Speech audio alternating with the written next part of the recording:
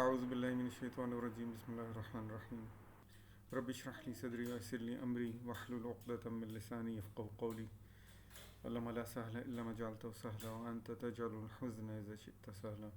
19ویں سپارے میں سورہ فرقان کا تسلسل جاری ہے۔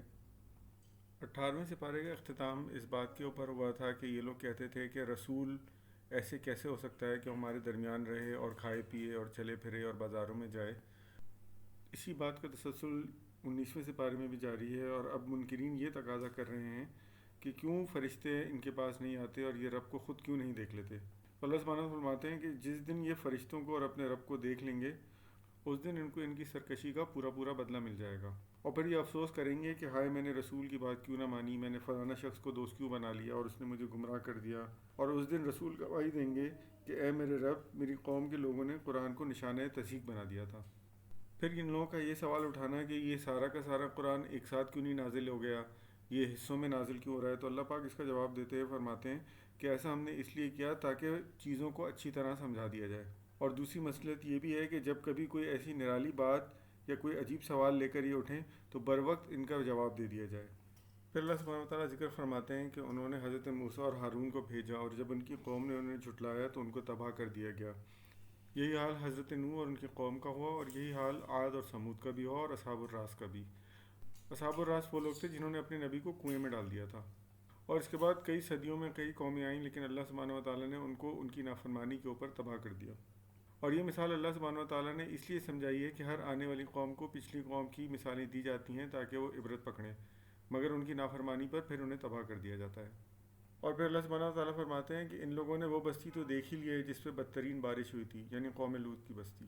اور جب یہ لوگ آپ صلی اللہ علیہ وسلم کے بارے میں مذاق کیا کرتے تھے تو اس پر اللہ سبحانہ وتعالیٰ فرماتے ہیں کہ وہ وقت دور نہیں جب یہ آنکھوں سے اپنے اوپر آنے والے عذاب کو دیکھ لیں گے۔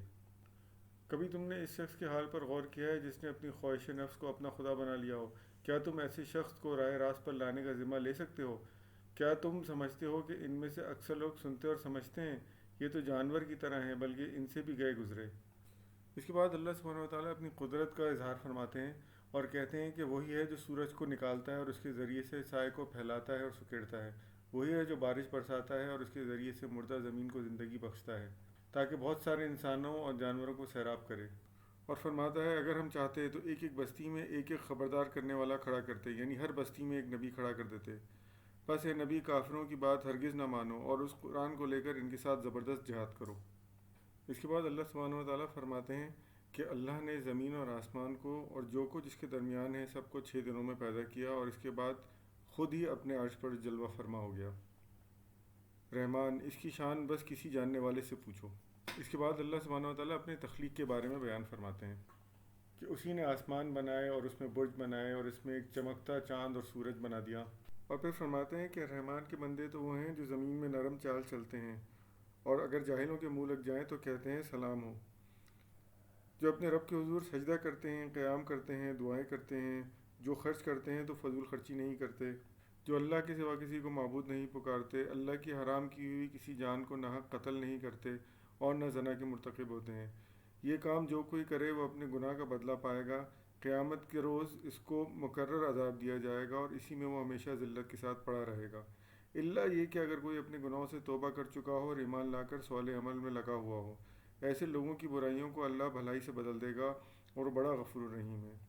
جو شخص توبہ کر کے نیک عمل اختیار کرتا ہے وہ تو اللہ کی طرف پلٹ آتا ہے۔ اور رحمان کے بندے تو وہ ہیں جو جھوٹ کے گواہ نہیں بنتے اور کسی لفظ چیز پر ان کا گزر ہو جائے تو شریف آدمیوں کی طرح گزر جاتے ہیں۔ جنہیں اپنے رب کی آیت سنا کر نصیحت کی جاتی ہے تو وہ اس پر اندھے اور بہرے بن کر نہیں رہ جاتے، جو دعائیں مانگا کرتے ہیں، اے ہمارے رب، ہمیں اپنی بیویوں اور اپنی اولادوں سے آنکھوں کی ٹھنڈک دے اور ہم کو پرہیزگاروں کا امام بنا۔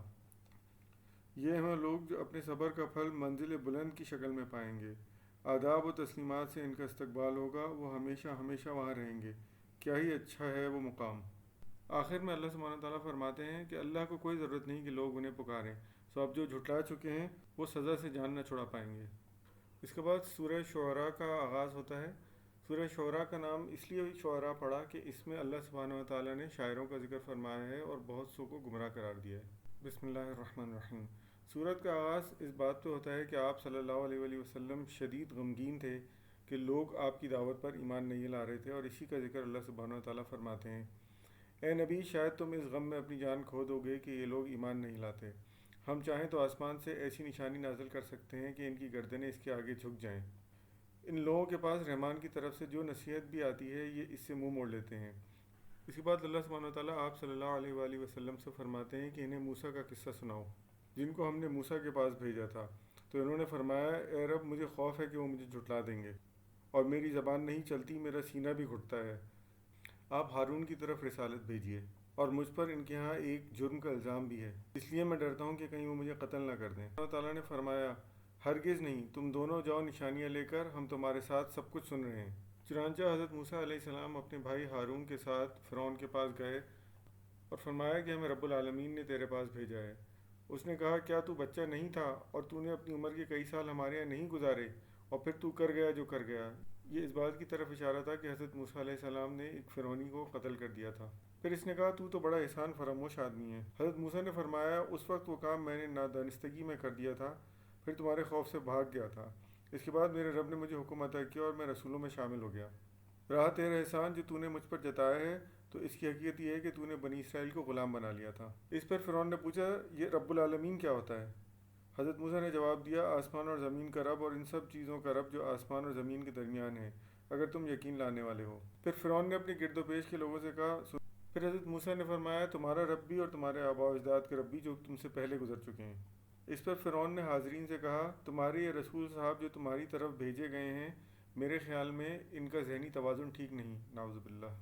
اس پر حضرت موسیٰ نے فرمایا، مشرق و مغرب اور جو کچھ اس کے درمیان ہے سب کا رب، اگر آپ لوگ کچھ عقل رکھتے ہیں۔ اس پر فرعون نے کہا کہ اگر تم میرے سوا کسی اور کو معبود مانو گے تو تمہیں بھی ان لوگوں میں شامل کر دوں گا جو قید خانوں میں سڑ رہے ہیں۔ اس پر حضرت موسیٰ نے فرمایا کہ اگرچہ میں تمہارے سامنے کھلی نشانیاں لے آؤں۔ اس کی زبان سے بات نکلتے ہی حضرت موسیٰ نے اپنا عصا پھینکا تو وہ یکایک ایک اژدہا بن گیا۔ پھر انہوں نے اپنا ہاتھ بغل سے کھینچا تو وہ سب دیکھنے والوں کے سامنے چمکنے لگا۔ اس پر فرعون نے کہا، معلوم ہوتا ہے یہ تو جادوگر ہیں، اور پھر اس نے اپنے درباریوں سے کہا کہ جاؤ پورے شہر میں سے جادوگر ڈھونڈ کے لاؤ، ہم ان کا مقابلہ کریں گے۔ چنانچہ مقابلے کے دن جادوگر پہنچ گئے اور انہوں نے فرعون سے کہا کہ اگر آج ہم غالب آئے تو ہمیں کیا ملے گا؟ فرعون نے کہا کہ تم میرا تقرب پاؤ گے۔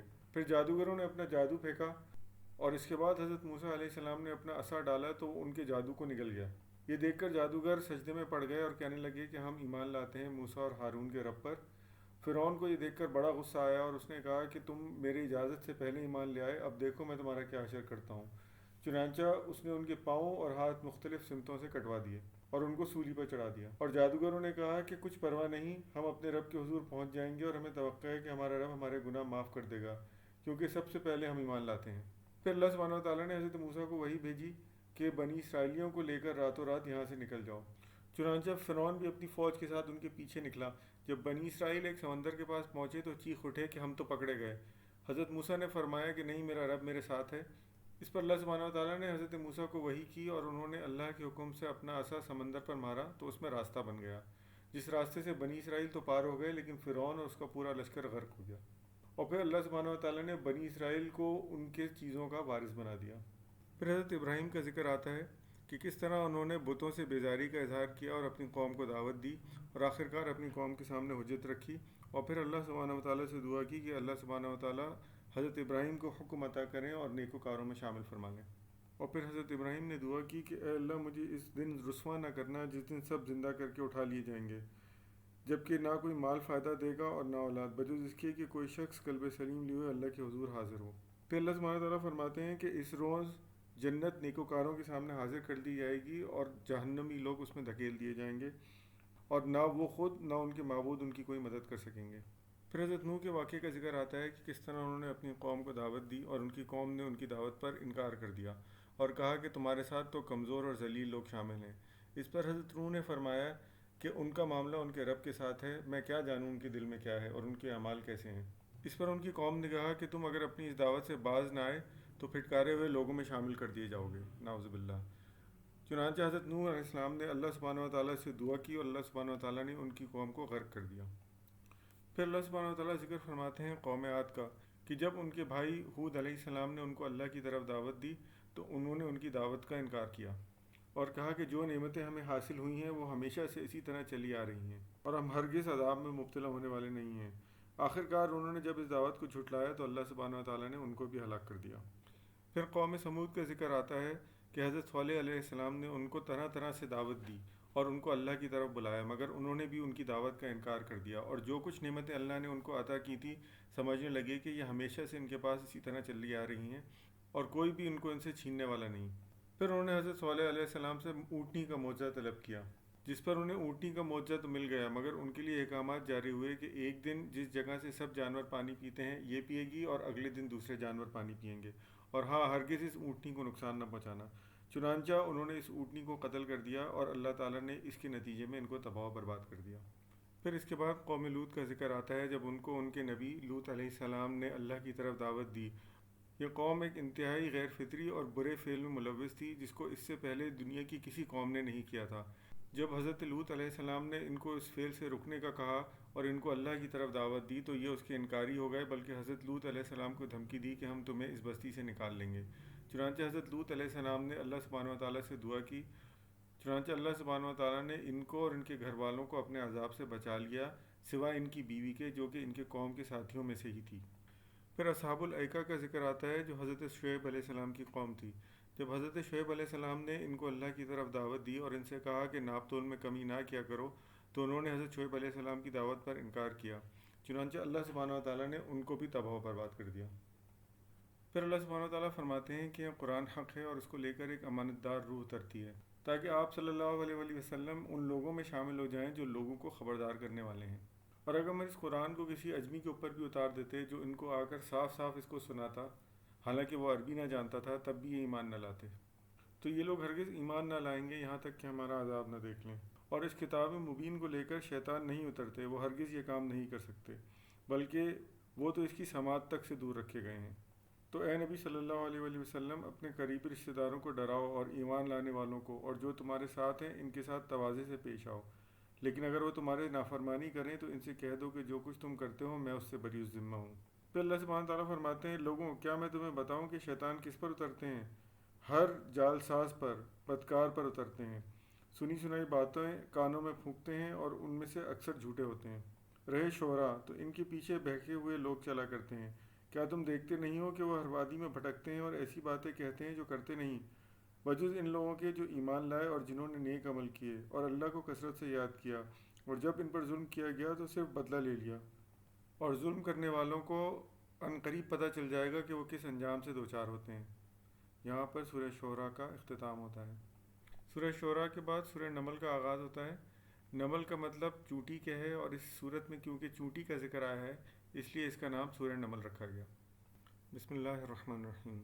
سورت کے آغاز میں اللہ سبحانہ وتعالیٰ فرماتے ہیں کہ قرآن ایک کھلی ہوئی کتاب ہے، یعنی مبین ہے، اور ہدایت اور بشارت ہیں ان لوگوں کے لیے جو ایمان لائے ہیں اور نماز قائم کرتے ہیں، زکوٰۃ دیتے ہیں اور آخرت پر ایمان رکھتے ہیں، اور جو لوگ آخرت پر ایمان نہیں رکھتے ان کے لیے سخت عذاب تیار ہے۔ پھر اللہ سبحانہ وتعالیٰ حضرت موسیٰ علیہ السلام کے واقعے کا ذکر فرماتے ہیں کہ ان کو جب ایک آگ نظر آئی تو انہوں نے اپنے گھر والوں سے کہا کہ تم لوگ یہاں ٹھہرو، میں وہاں جا کر ذرا کچھ خبر لے کر آتا ہوں، یا پھر میں کوئی انگارہ ہی لے کر آتا ہوں جس سے تم گرمی حاصل کرو۔ جب وہاں پہنچے تو اللہ سبحانہ وتعالیٰ نے حضرت موسیٰ علیہ السلام سے خطاب فرمایا اور ان کو معجزات عطا کیے، یعنی عصا اور ہاتھ کا چمکنا، اور حکم دیا کہ فرعون کے پاس جاؤ، بے شک وہ حد سے بڑھ گیا ہے۔ مگر جب اللہ سبحانہ وتعالیٰ کی کھلی ہوئی نشانیاں ان لوگوں کے پاس آئیں تو انہوں نے کہا یہ کھلا جادو ہے۔ انہوں نے سراسر ظلم اور غرور کی راہ سے ان نشانیوں کا انکار کیا، حالانکہ دل ان کے قائل ہو چکے تھے۔ تو دیکھ لو کہ ان کا کیا انجام ہوا۔ دوسری طرف اللہ سبحانہ وتعالیٰ نے داؤد علیہ السلام اور سلیمان علیہ السلام کو علم عطا کیا، اور انہوں نے کہا کہ شکر ہے اس خدا کا جس نے ہم کو اپنے بہت سے مومن بندوں پر فضیلت عطا کی۔ اور داؤد کا وارث سلیمان ہوا، اور اس نے کہا لوگوں ہمیں پرندوں کی بولیاں سکھائی گئی ہیں اور ہمیں ہر طرح کی چیزیں دی گئی ہیں، بے شک یہ اللہ کا نمایاں فضل ہے۔ سلیمان علیہ السلام کے لیے جن اور انسانوں اور پرندوں کے لشکر جمع کیے گئے تھے اور وہ پورے ضبط میں رکھے جاتے تھے۔ پھر اس کی لشکر کے ساتھ ایک مرتبہ حضرت سلیمان علیہ السلام کا گزر چونٹیوں کی وادی میں سے ہوا۔ چونٹیوں نے آپس میں ایک دوسرے سے کہا کہ فوراً اپنے بلوں میں گھس جاؤ، کہیں ایسا نہ ہو کہ سلیمان اپنے لشکر کے ساتھ تمہیں کچل ڈالے اور تمہیں اس کا علم بھی نہ ہو۔ یہ بات سن کر حضرت سلیمان علیہ السلام مسکرا دیے اور اللہ سبحانہ وتعالیٰ کا شکر ادا کیا۔ پھر اس کے بعد ایک مرتبہ حضرت سلیمان علیہ السلام اپنے پرندوں کا جائزہ لے رہے تھے کہ ان کو پتہ چلا کہ ایک پرندہ ہدہد غائب ہے۔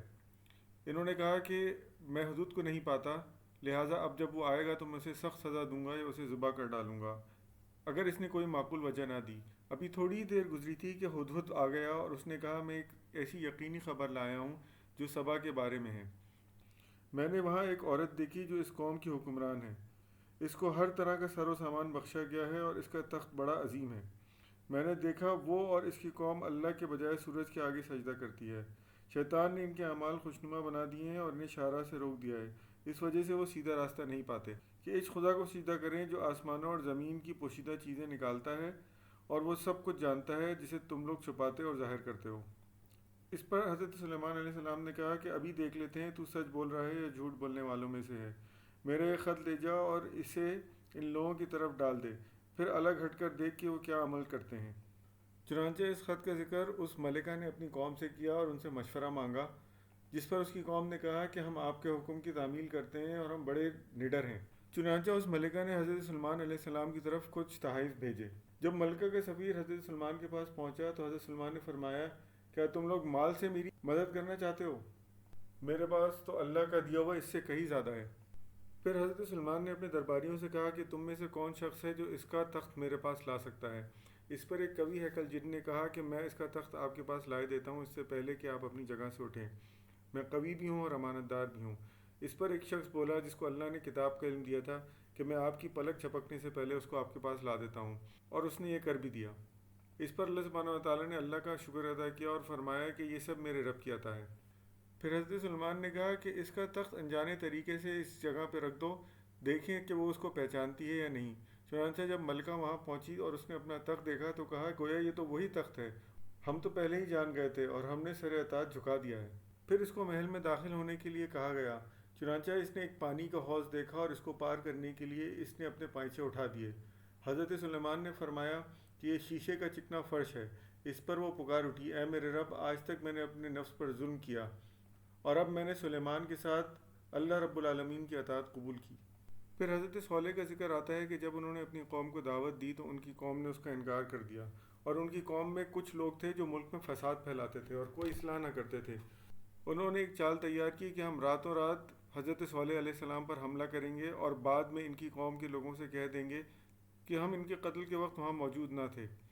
لہٰذا انہوں نے بھی ایک چال چلی اور اللہ نے بھی ایک چال چلی اور اللہ نے اس پوری قوم کو تباہ و برباد کر دیا۔